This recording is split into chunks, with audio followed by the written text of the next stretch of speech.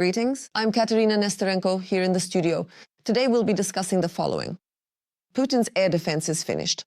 While the missile threat persists in Belgorod, Ukrainian drones unleashed hell at a Leningrad region port and struck tankers in Novorossiysk. Communication lost, base destroyed. The AFU gave the occupiers in Mariupol a surprise, a precision strike on a data center and the TV tower hub.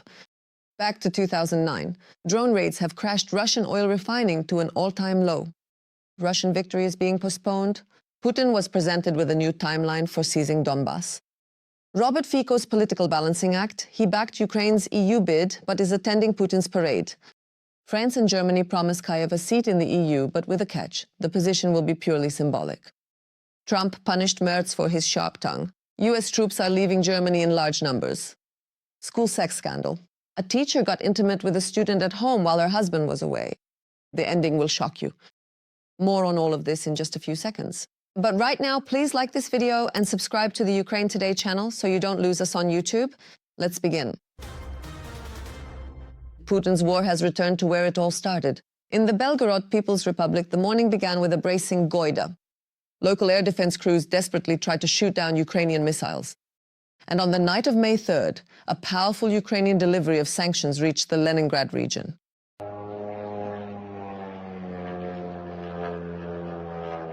Primorsk, a key port in Russia's oil infrastructure, received a truly fiery greeting from Ukraine's defense forces. Robert Brovdy, commander of the Unmanned Systems Forces, reported strikes on several strategic enemy targets: air defense systems, radar stations, temporary deployment points for Russian units, and airspace control complexes. According to Astra's OSINT analysis, the strikes in Primorsk may have hit an oil terminal and likely a Panzer system. And NASA satellite monitoring detected characteristic fires within the port area. But the real strategic blow went even deeper. Ukrainian forces continue to systematically destroy Russia's shadow oil fleet. In the waters of the Novorossiysk port, 2 tankers were hit that were actively used to transport oil in circumvention of sanctions. Simply put, Ukraine is increasingly targeting not just military sites, but the financial arteries fueling Russian aggression. Where Moscow is used to profiting from war, Ukraine is starting to cause direct losses. Reading the comments on previous episodes, I see many of you are watching from Europe, Kazakhstan, Moldova, and even the US. We Ukrainians are grateful for your support and proud to have such sensible viewers. Tell us in the comments which country you're watching from and if people there support our fight against the evil empire. I always enjoy reading your comments. In the meantime, we continue. Coming up, the most interesting part. Oil refining volumes at Russian refineries have plummeted to their lowest since 2009 following drone raids that hit refineries, oil depots and pipelines from the Leningrad region to the Urals.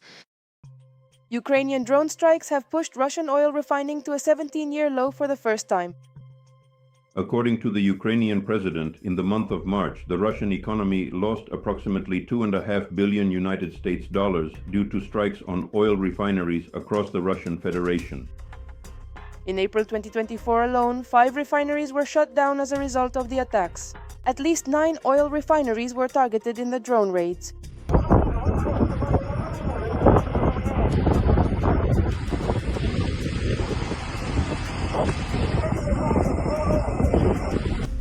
According to Bloomberg, the peak month for attacks was December 2023.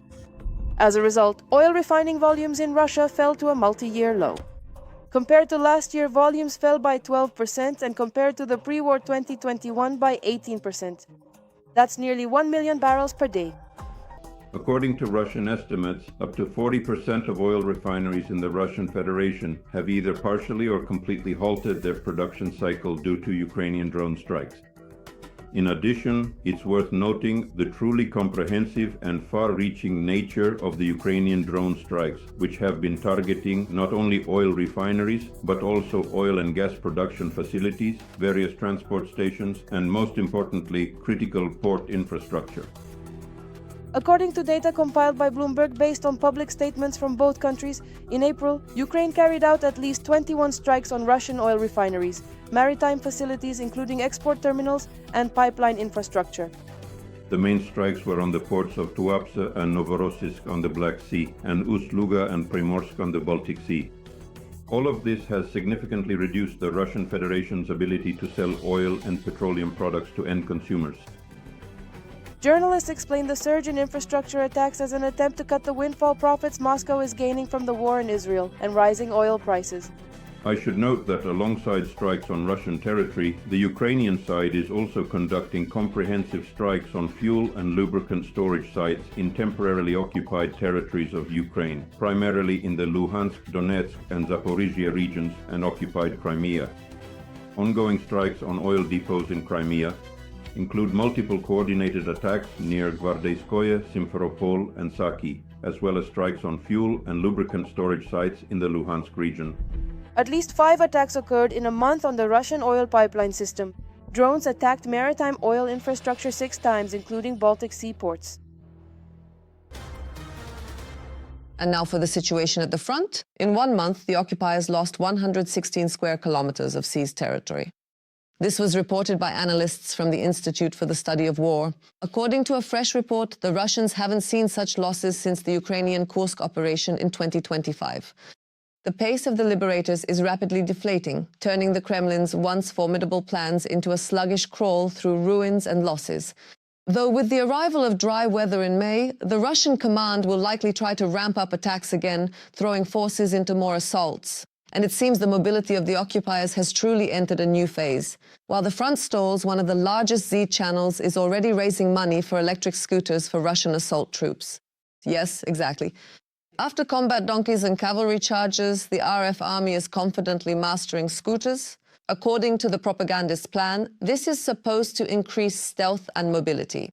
In practice, it looks less like a 21st century army and more like a military theater of the absurd. Until recently, the northern Donetsk region remained the priority for troop deployments. But now, in recent days, movement has noticeably increased on the Berdyansk-Tokmak-Orikhiv line. Every day, 15 to 40 trucks with personnel and ammunition are moved there, indicating preparations for new pressure attempts. But even in the seized territories, things aren't easy for the Russian soldiers. In occupied Mariupol, they've suddenly lost communication and seen a decrease in personnel. The AFU carried out precision strikes on a data center and a building near the TV tower where the occupiers were based. Meanwhile, Russia continues to churn out fakes with its usual persistence. This time, the enemy's defense ministry claimed the alleged capture of the village of Myropilya in the Sumy region. However, the Ukrainian communication center of the Kursk troop group quickly set the record straight. That is a lie. The area remains under the control of Ukrainian forces. There is no enemy advance, nor have there been any assaults in recent days. The Ukrainian military aptly called such statements information convulsions ahead of May 9th, a date Russian propaganda traditionally turns into a cult of its own military mythology. When there are no real victories, old methods are used. Loud statements, fabricated successes, and desperate attempts to pass off wishful thinking as reality. But while the enemy fights with fakes, meat assaults, and scooter innovations, Ukrainians continue to live, fight, and preserve what matters most. Sloviansk is just 14 kilometers from the gray zone. The city is under daily strikes from guided bombs, FPV drones, and constant threat. Right there, people are planting flowers. This is the true strength of Ukraine.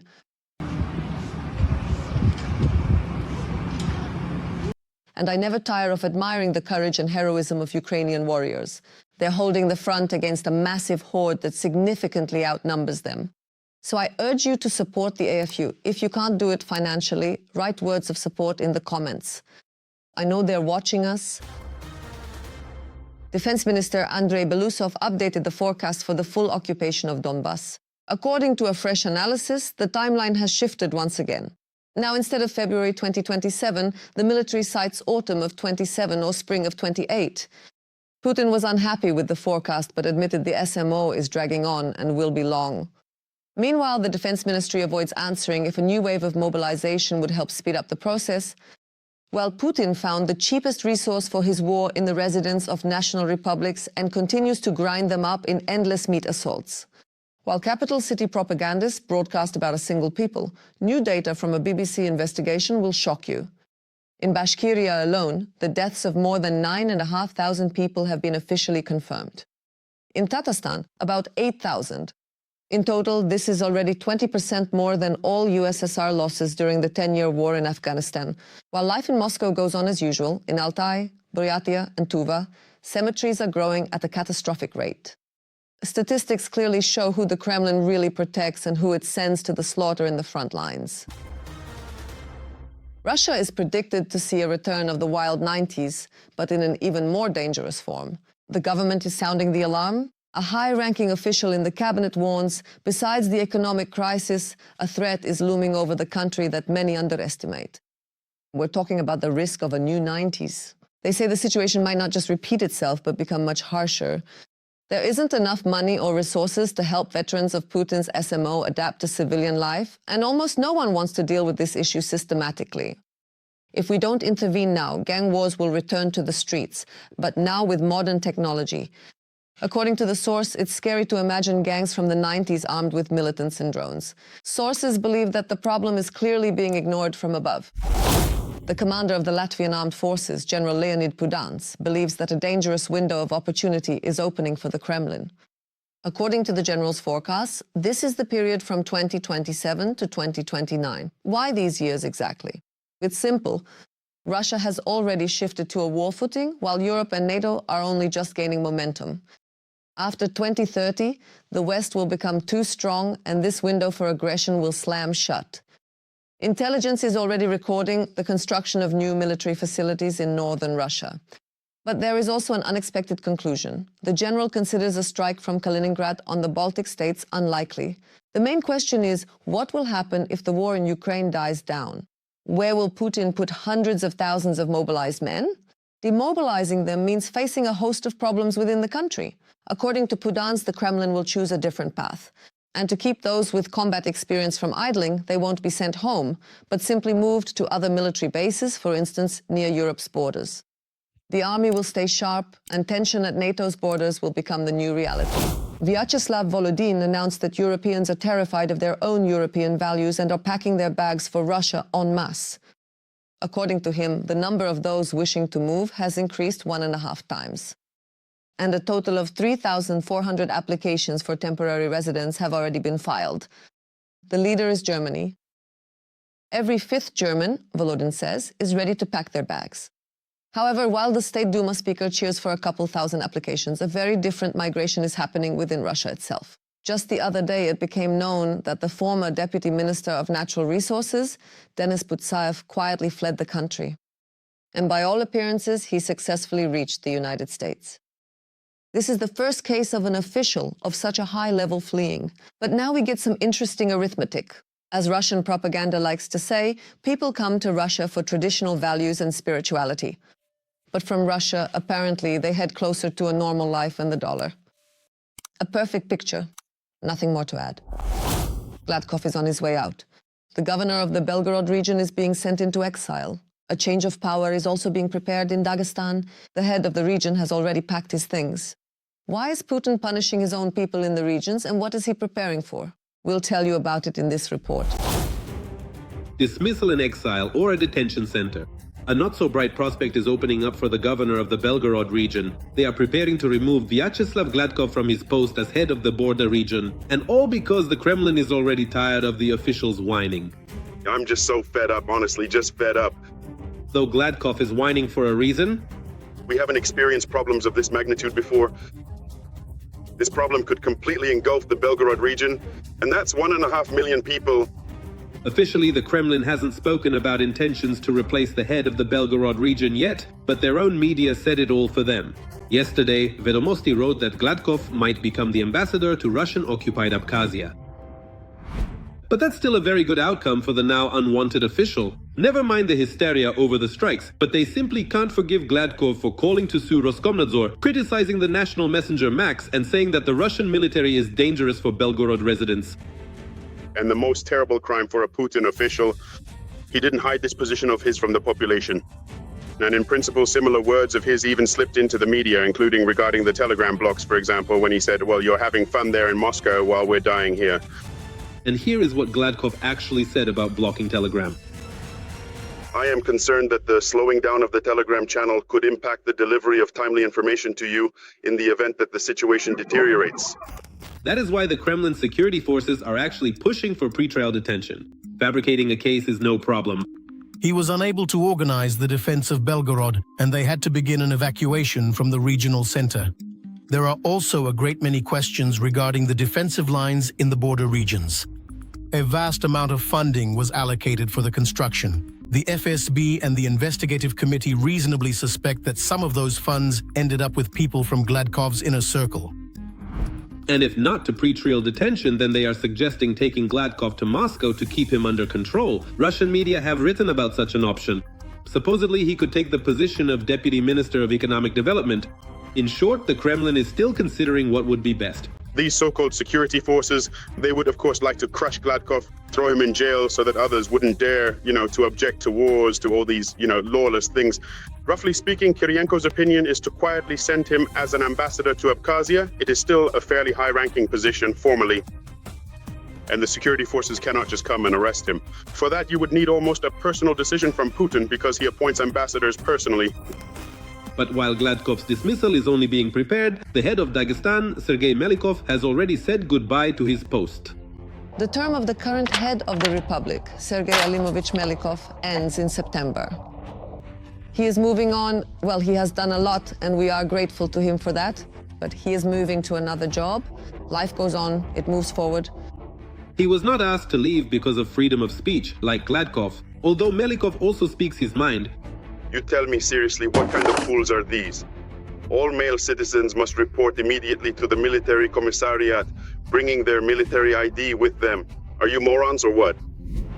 There were a great many questions for Sergei Melikov. Another nail in his bureaucratic career was driven by the flood in Dagestan, or rather, the struggle with its consequences. But the Kremlin Snuffbox Telegram channel, which is close to the authorities, has another interesting version, mobilization, or rather the resistance to it in Dagestan. Remember the protests of 2022? So, ahead of the announcement of a new wave of mobilization, the Kremlin remembered that Melikov cannot keep the region under control. Vladimir Vladimirovich made the final decision to replace the head of the Republic after he was reminded that mobilization could begin in Russia. No one has forgotten what riots and protests took place in Dagestan during its last wave. Melikov also showed his inefficiency back then. We cannot allow a repetition of such problems in Dagestan, a source in the presidential administration explained to us. Though he was appointed specifically as a prison overseer. And at first, that's how it was. But Melikov lacked the strength to handle the Dagestanis. Shame, shame, shame. He became well known and even notorious there mainly for often dispersing crowds, throwing many people in jail, cracking down, always deferring to Moscow, and constantly saying we must obey and serve the White Tsar. And this brings us to the main reason for Melikov's failures as head of the Republic. To put it mildly, Dagestanis do not like or respect the official.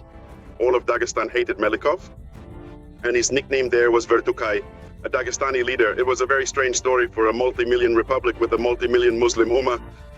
A man who is not just a non-believer, but also treats the traditions of the Dagestani people with poorly concealed contempt. Because, well, a man who had to be carried to his car at the end of the day because he couldn't even walk. You see, such a person cannot lead a republic where people mostly do not drink. But that's the Kremlin's problem since they appointed Melikov, and the Kremlin understands its responsibility to some extent. So they remove their minion, out of sight, as they say, to suppress protest sentiments in Dagestan before a riot breaks out. It is important to react instantly to every local incident if such incidents arise. And that happens. Life is complex and diverse. It is necessary to suppress provocations and attempts to incite discord between people. It's unclear who will replace Gladkov and Melikov. Obviously some new figures close and convenient to the Kremlin. But it seems to us that personnel rotations won't be limited to the Belgorod region and Dagestan, especially since some kind of elections are coming up in the Russian Federation. Slovak Prime Minister Robert Fico, the Russian Führer's main friend in Europe, who promoted Kremlin interests for years and suddenly changed his tune, is showing miracles of flexibility. After talking with Volodymyr Zelensky, Fico suddenly realized that Slovakia is actually wholeheartedly for Ukraine joining the European Union. Imagine a nightmare! But that's not all. Fico admits there are some disagreements, but now insists he wants to see Ukraine stable and democratic. Moreover, Fico stated the obvious. Peace without Ukraine's own consent is impossible. And where did his former loyalty to Kremlin talking points suddenly go? In Moscow, Fico certainly won't be praised for taking such liberties. and yet he was just about to go there to pay homage to Putin by May 9th. To reach his patron, the Slovak Prime Minister plans to fly through the Czech Republic. And this is after Prague and Warsaw closed their airspace to him. I'm curious, how will Fico look? Into Putin's eyes at the parade after publicly supporting Kyiv? France and Germany are offering Ukraine a symbolic place in the European Union. The Financial Times reports on this. Europe is seeking a special status for Ukraine, as full membership will take at least 10 to 15 years. Paris and Berlin are promoting the idea of associate membership, meaning Ukraine could have seats in European institutions but without voting rights. This decision is causing controversy. On one hand, it gives Kyiv a real prospect. On the other, many fear that Ukraine will end up in a waiting room for second-class Europeans. While Brussels continues to seek a compromise, Kyiv expects to join as early as 2027, but most European capitals consider such a timeline unrealistic. Germany, get ready. Donald Trump has seriously decided to thin out American bases in Europe. When asked by journalists for details, he answered directly, I quote, 5,000 people is just the beginning. We will reduce the contingent much more. It seems this is personal revenge against Chancellor Friedrich Merz. According to media reports, Trump was furious after Merz's words that Iran is humiliating the United States. The response was not long in coming. The 35,000-strong contingent in Germany, the main military pillar of the states in the EU, was hit. The first order to withdraw 5,000 troops is already in effect. But this is clearly not the end. The Russian economy is plummeting into an abyss, and there's a huge hole in the budget. But Putinistas regularly receive hundreds of millions in state funds to glorify their Kremlin sponsor. Rastorguyev, Bezrukov, and other sycophants skillfully rake in cash from the tragedy of the Ukrainian people and the deaths of hundreds of thousands of their own compatriots. They calmly joke about the country that they themselves attacked. While Russian missiles and drones kill peaceful Ukrainians every day, the Russians who came to the performance laugh and don't realize that the Kremlin pays the KVN performers for such jokes. Oleg Alera. Honestly, I feel like if I win right now, I'll probably lose.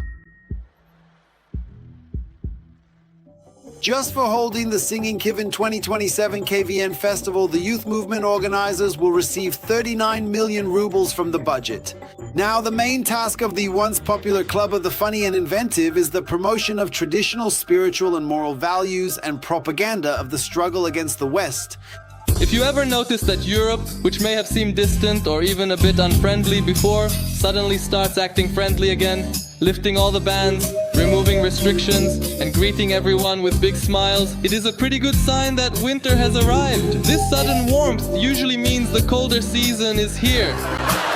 Organizations glorifying the participants of the invasion of Ukraine and Putin's proxies will again receive huge funding from the budget.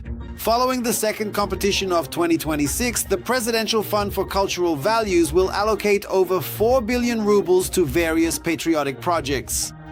One of the largest grants was awarded to the Sergei Bezrukov Foundation. We will continue to support our guys, your fathers, your brothers, your husbands, who are fighting for our safety today. 67 million has been allocated to the Grand Children's Festival organized by the Foundation for Support and Development of Socio-Cultural Projects under the leadership of Putin's confidant. This is already the 5th grant received by the Bezrukov Foundation. Since 2022, the total amount of grants has exceeded 360 million rubles. 34 million was received by Putin's favorite singer Nikolai Rastorguyev. For the president. For a world without Nazism. A tidy sum goes to the House of Music Company, which owns the patriotic radio station Pride. The money is allocated for the creation and launch of program cycles on the federal radio channel dedicated to pride in the achievements of modern Russia. They will be broadcast on this radio station, which belongs to Rastorguyev. It's unclear why this particular radio station was chosen, given that it ranks last in popularity among all Russian stations.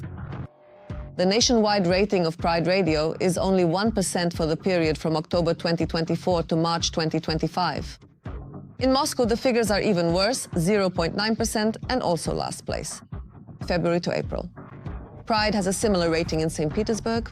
The Pride website states that the fundamental task of the radio station is the constant formation and strengthening of a sense of pride in the audience for the participants of the special military operation, stimulating support and attention for them and their family members in all broadcasting regions. Among the station's slogans are, "Everyone here is one of us and victory will be ours." The station's constant rotation includes artists supporting the Russian invasion of Ukraine, Yulia Chicherina, Vadim Samoylov, Rastorguyev's group Lyube, Oleg Gazmanov, Shaman, Polina Gagarina, Alexander Marshall, and Denis Maidanov. The voice of the radio station is the actor Vladimir Mashkov, who actively supports the war. 41 million rubles were awarded to the National Literary Prize Slovo. Since February of last year, the head of the prize has been Putin supporter Vladimir Medinsky. And immediately the money started flowing like a river. And in order to stay in power forever, you need a constant enemy. You need a kind of war, a conflict that does not threaten you personally in any way, and it also does not pose any danger to your families either. This is the kind of war we are talking about here. The nominee's texts must uphold profound meanings, traditional, spiritual, and moral values of national literature. In short, support Putin and write something in support of the so-called special military operation, and victory is guaranteed. This is far from a complete list of the grants that Putin's foundation allocates huge sums of money to. It doesn't matter if it's talented or original. What matters is that it's about victory in the special military operation. And finally, a sex scandal in America. 25-year-old Washington teacher McKenna Kindred had an intimate relationship with her 17-year-old student. According to investigators, it all took place at her home while her husband was out hunting. The dirty truth came to light when a friend of the teenager gained access to his Instagram and saw their messages. Then the police got involved. The disgraced teacher was arrested, but she pleaded guilty in court. She said she was very ashamed. Kindred was fired from the school and lost her teaching license, and the judge gave her 24 months probation and ordered her to register as a sex offender for 10 years. And now for the most surprising part, as the media reports, despite all this, McKenna Kindred is still living with her lawyer husband. The couple even bought a house together in Idaho. The marriage, as they say, survived. Would you forgive your significant other for something like that? That's all for now. Like this video and don't forget to subscribe to our channel Ukraine Today so you don't miss our future episodes. See you soon.